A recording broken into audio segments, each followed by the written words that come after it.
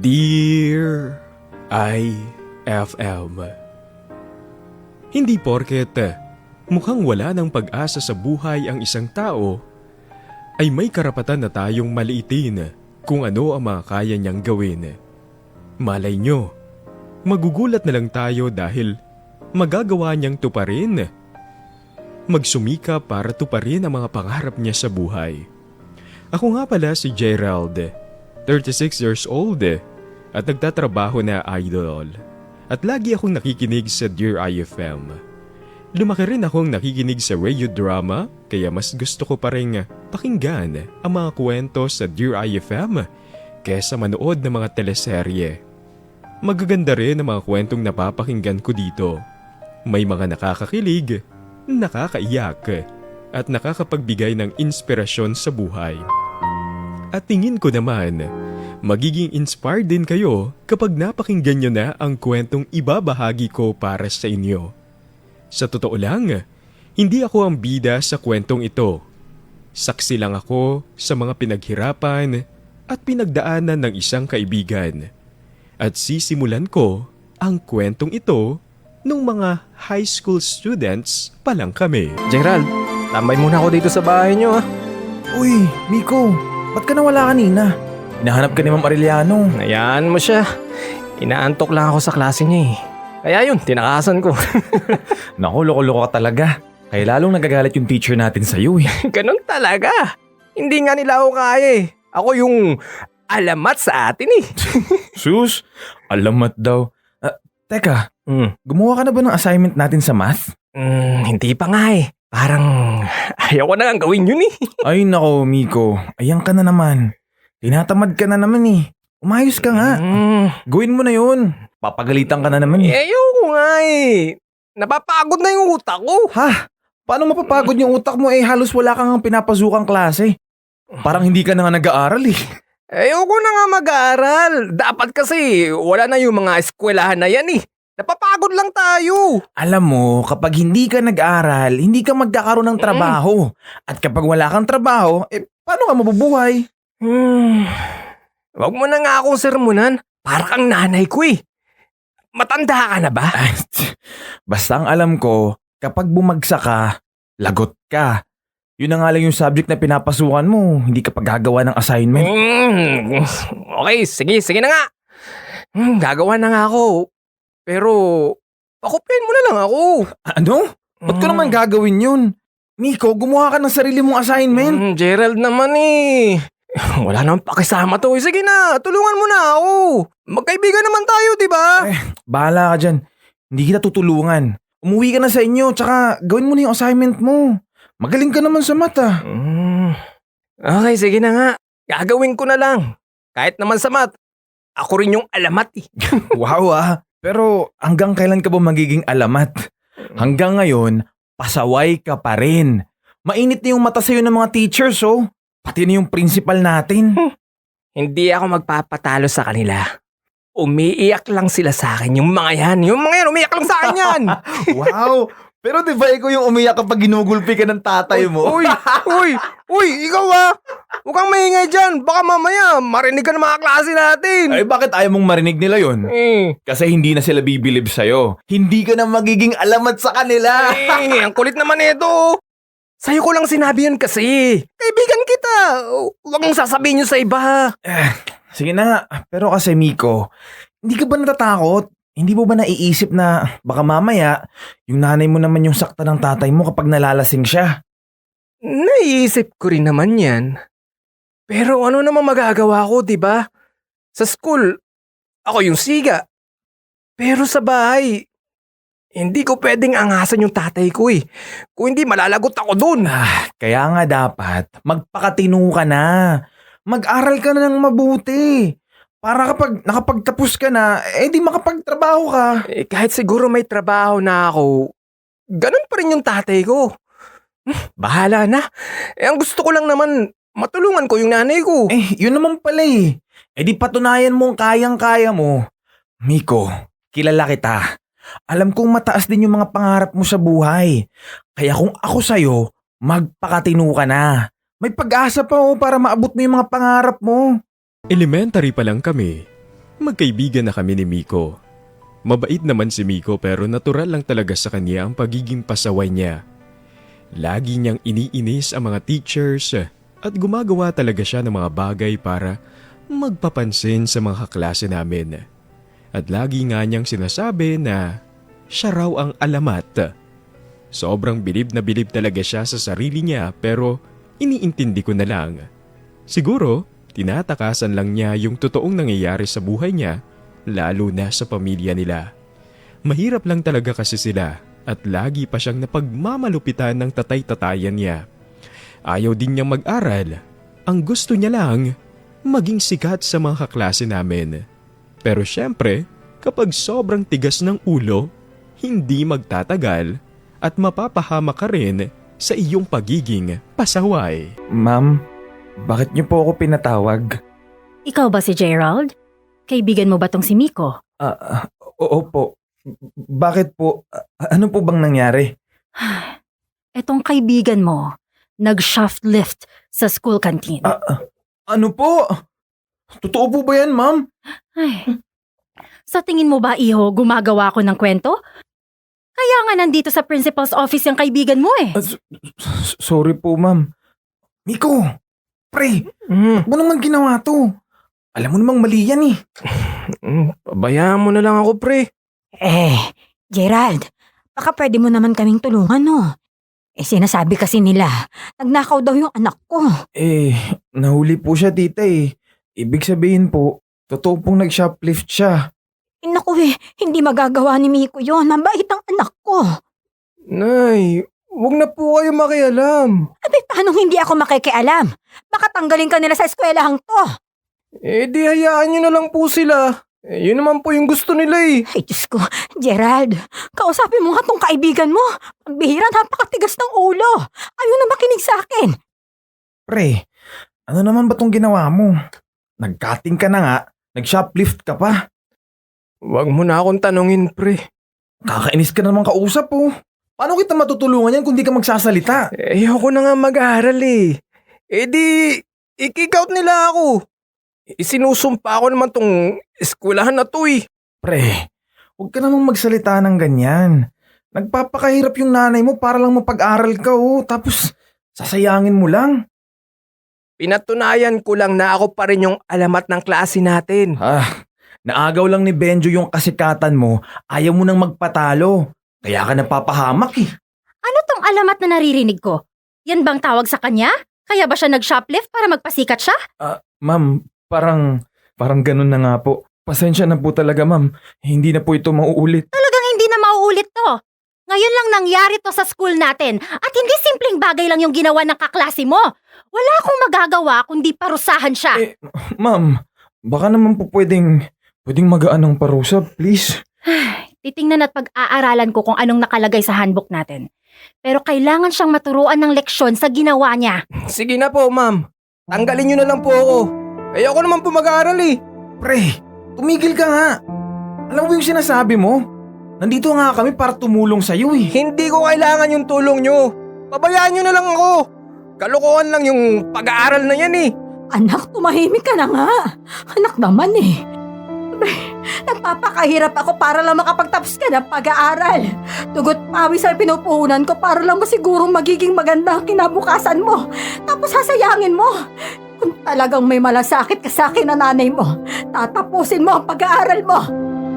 Ang pagkakakilala ko talaga kay Miko noon, astig at maangas. Pero yun ang unang pagkakataon na nakita kong mahina siya at umiiyak. Pagdating talaga sa nanay niya, nagiging malambot siya. Nakinig naman siya sa mga pakiusap sa kanya ng nanay niya. Kaya nagmakaawa siya sa principal na bigyan pa siya ng isa pang pagkakataon. Napagbigyan naman siya dahil first offense pa lang naman. Hindi pa rin maaalis yung pagiging pasikat sa classroom ni Miko. Nandun pa rin yung pagiging makulit niya pero makikitang nag-iingat na rin siya sa mga kilos niya. Ang naisip ko, ayaw lang niyang makitang umiiyak ulit ang nanay niya. Pero hindi lang pala yun ang dahilan. Meron din palang gustong maabot sa buhay ang aking makulit na kaibigan. Miko, pre, bakit napatambay ka na naman dito? Nag-aaway na naman kayo ng tatay mo, no? Oo, pre. Nagulpi niya ako. Ha? Bakit na naman? Hindi mo na naman yata sinunod yung utos niya sa'yo eh. Hindi yun. Pumalag ako sa ginagawa niya. Sumusobra na siya eh. Eh ano ba yung ginawa ng tatay mo? Ba't ba naman parang galit na galit ka? Sinaktan niya yung nanay ko. Ano? Grabe naman yan. Ba't ganyan yung tatay mo? Alam naman yung babae tsaka walang kalaban-laban yung nanay mo. Masama talaga ugali nun. Saka hindi ko naman talaga tatay yun eh. Naging ka-live-in partner lang ng nanay ko yun. Yung totoong tatay ko, may tunay na pamilya na yun. Hindi nga ako kinikilala nun eh. Oo nga, nakwento mo na sa akin dati yan. Pero yung nanay mo, kumusta naman siya?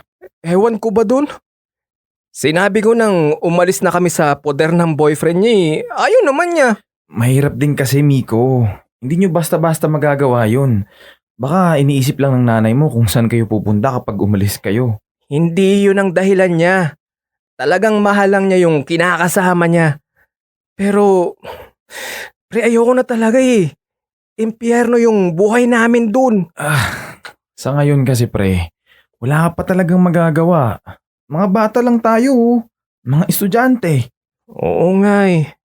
Naisip ko rin yan. Pero pre, sinusumpa ko talaga. Balang araw, ilalayo ko ang nanay ko sa kanya. Kaya nga dapat, pre, mag-aral ka ng mabuti. Para magawa mo yung binabalak mo. Ayan ka na naman, Gerald eh. Naninermong ka na naman. Hindi sinasabi ko lang yung totoo. Kung hindi ka mag-aaral, paano mo mabibigyan ng magandang buhay yung nanay mo? Alam ko naman yan. Hindi mo na kailangan pagsabihan ako. Ipinangako ko na sa sarili ko yan. Tatapusin ko na ang pag-aaral ko. Ayos! ang akala ko kasi, hindi ka na talaga interesado eh.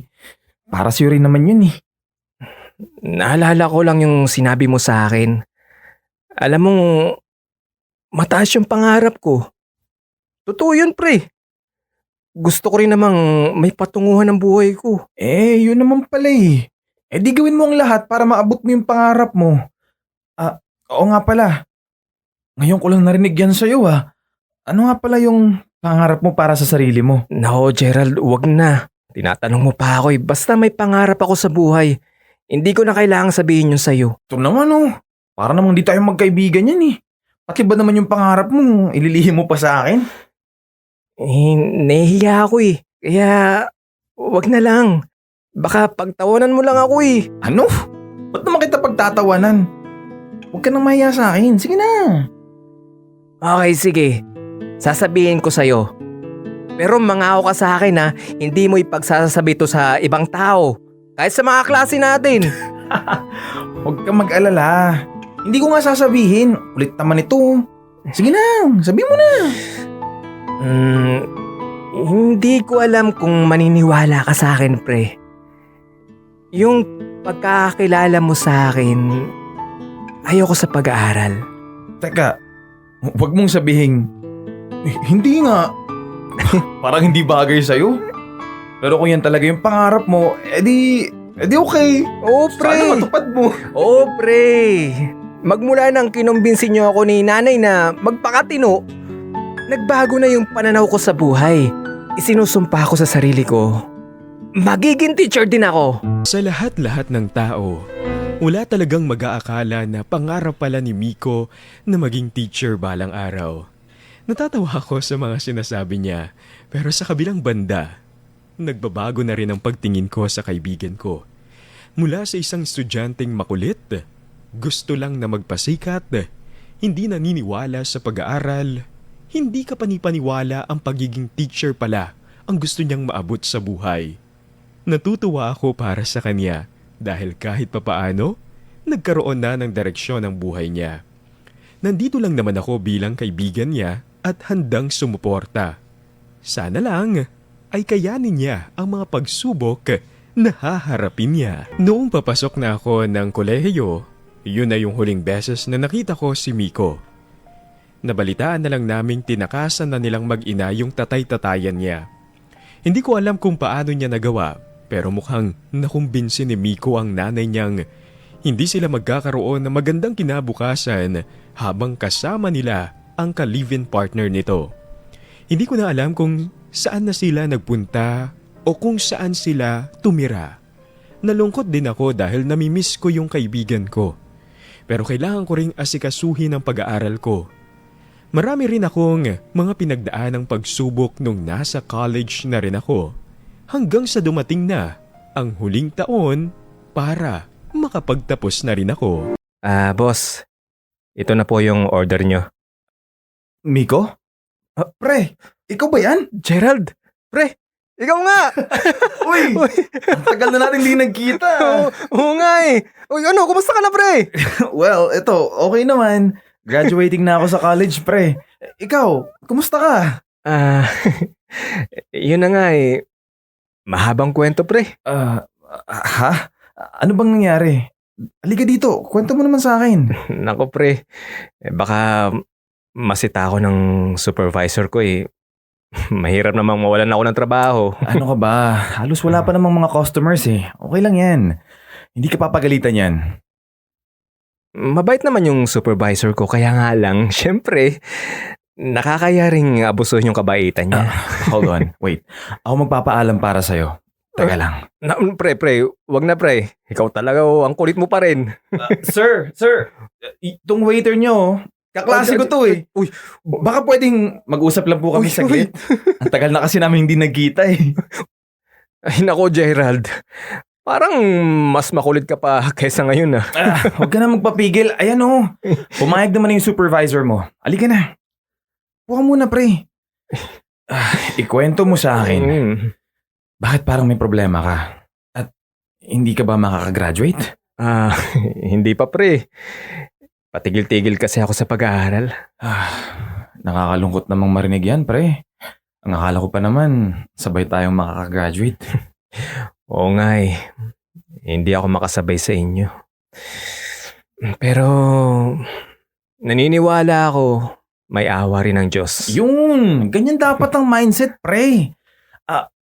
Oo nga pala, kamusta na yung nanay mo? Ngayon, naglalabada sa mga kapitbahay namin. Sinabihan ko na nga siyang tumigil na at nagkakasakit na siya pero ayaw talaga. Mahal na mahal ka talaga ng nanay mo ah.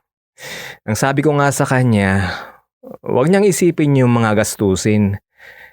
Kaya nga nagtatrabaho na rin ako para sa aming dalawa. Kaya lang, pati pag-aaral mo, masakripisyo na para makapagtrabaho ka. Wala eh. Ganun lang siguro talaga ang buhay pero hindi pa rin ako susuko. Sabi mo nga, di ba? Kailangang abutin ko ang pangarap ko. Tama yan, pre. Pero, alam mo, ibang-iba ka na talaga ngayon. Dati kasi, parang sukong-suko ka na sa buhay. Ayaw mo nga mag-aral nun eh. Pero, tinan mo ngayon, gagawin mong lahat para makapagtapos ka ng pag-aaral. Ginagawa ko to para sa nanay ko. Gusto ko namang masuklian yung lahat ng mga sakripisyo niya para sa akin. Hindi ako pwedeng sumuko sa buhay. Tama yan, pre. Ano nga palang balak mo? May mga plano ka na ba? Kung paano mo itutuloy yung pag-aaral mo? Eto, siguro mag-iipon muna ako. Kapag may sapat na akong ipon, babalik ako sa pag-aaral ko. Hindi ko hayaang masayang ang panahon. Hanggat kakayanin ko, naabutin ko ang pangarap ko. Magiging teacher din ako. Lumipas man ang maraming taon, hindi pa rin pala nagbabago ang kaibigan ko. Mataas pa rin ang pangarap niyang maging isang guro. At hindi pa rin siya sumusuko na maabot ito. Nakagraduate din ako ng college pero syempre, hindi pa rin buo ang kasiyahan ko dahil gusto kong makatapos na rin si Miko. Iba pa rin kasi kung sabay kaming makapagtapos ng pag-aaral. Pero mukhang malabo na ngang mangyari yun dahil patigil-tigil siya sa pag-aaral. Mabuti na lang at porsigido ang kaibigan ko. Nanatili pa rin siyang matibay. Pero kung minsan, kahit matibay ka pa, ay palalambutin ka pa rin ng mga pagsubok sa iyong buhay. Boss, ito na po yung order nyo. Miko? Pre, ikaw ba yan? Gerald, pre, ikaw nga! Uy! Ang tagal na natin di nagkita. Oo nga eh. Uy, ano, kumusta ka na pre? Well, ito, okay naman. Graduating na ako sa college, pre. Ikaw, kumusta ka? Ah, yun na nga eh. Mahabang kwento, pre. Ha? Ano bang nangyari? Halika dito, kwento mo naman sa akin. Nako, pre. Baka masita ako ng supervisor ko eh. Mahirap namang mawalan ako ng trabaho. Ano ka ba? Halos wala pa namang mga customers eh. Okay lang yan. Hindi ka papagalitan yan. Mabait naman yung supervisor ko, kaya nga lang, syempre, nakakaya ring abusuhin yung kabaitan niya. Hold on, wait. Ako magpapaalam para sa'yo. Teka lang. Pre, wag na pre. Ikaw talaga ang kulit mo pa rin. Sir, itong waiter nyo, kaklase ko to eh. Uy, Baka pwedeng mag-usap lang po kami Uy, saglit. Ang tagal na kasi namin hindi nagkita eh. ay nako Gerald. Parang mas makulit ka pa kaysa ngayon ah. Huwag ka na magpapigil. Ayan oh. Pumayag naman na yung supervisor mo. Halika na. Ikwento mo sa akin. Bakit parang may problema ka? At hindi ka ba makakagraduate?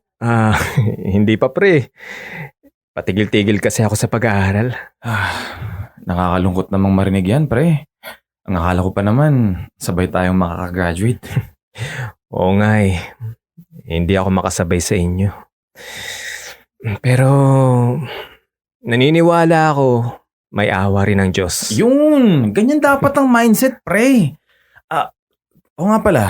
Kamusta na yung nanay mo? Ngayon, naglalabada sa mga kapitbahay namin. Sinabihan ko na nga siyang tumigil na at nagkakasakit na siya pero ayaw talaga. Mahal na mahal ka talaga ng nanay mo ah. Ang sabi ko nga sa kanya, huwag niyang isipin yung mga gastusin. Kaya nga nagtatrabaho na rin ako para sa aming dalawa. Kaya lang, pati pag-aaral mo, masakripisyo na para makapagtrabaho ka. Wala eh. Ganun lang siguro talaga ang buhay pero hindi pa rin ako susuko. Sabi mo nga 'di ba, kailangang abutin ko ang pangarap ko. Tama yan, pre. Pero, alam mo, ibang-iba ka na talaga ngayon. Dati kasi, parang sukong-suko ka na sa buhay. Ayaw mo nga mag-aral nun eh. Pero, tinan mo ngayon, gagawin mong lahat para makapagtapos ka ng pag-aaral. Ginagawa ko to para sa nanay ko. Gusto ko namang masuklian yung lahat ng mga sakripisyo niya para sa akin. Hindi ako pwedeng sumuko sa buhay. Tama yan, pre. Ano nga palang balak mo? May mga plano ka na ba? Kung paano mo itutuloy yung pag-aaral mo? Eto, siguro mag-iipon muna ako. Kapag may sapat na akong ipon, babalik ako sa pag-aaral ko. Hindi ko hahayaang masayang ang panahon. Hanggat kakayanin ko, naabutin ko ang pangarap ko. Magiging teacher din ako.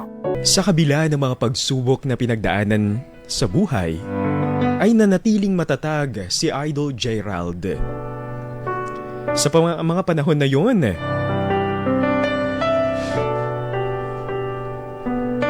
hindi niya na alam ang gagawin. Pero nanatili siyang matatag sa buhay.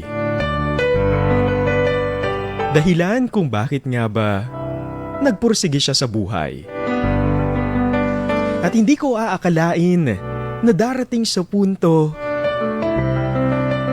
na maaabot niya ang kanyang mga pangarap sa buhay. Noon, iniisip ko na hindi siya magtatagumpay. Pero, nakitaan ko siya ng potensyal. Kaya naman, umaasa ako na darating ang araw na makakamit niya rin ang kanyang mga pangarap. At hindi nga ako nagkamali sa mga iniisip kong iyon. Sir Miko, kamusta na? Teacher na teacher yung datingan natin ngayon ah. Nakakagulat ka naman, Gerald. Ang tagal nating hindi nagkita. Paano mo nalamang dito ako nagtatrabaho? Tsaka, ano ka ba? Huwag mo na akong tawaging sir. Ikaw talaga oh. Yung ano ko yung nagsabi sa akin, estudyante mo pala. Nagulat nga rin ako eh. Talaga ba? Sino ba yung anak mo sa mga estudyante ko? Si Raymond yung anak ko, yung makulit. Oo nga. Bakit ba hindi ko naisip yun ano? Kaya pala kapag nakikita ko si Raymond, pakiramdam ko parang pamilyar yung mukha niya. Ikaw pala yung tatay ng batang yun. Oo naman. Mana sa tatay, di ba? Gwapo rin.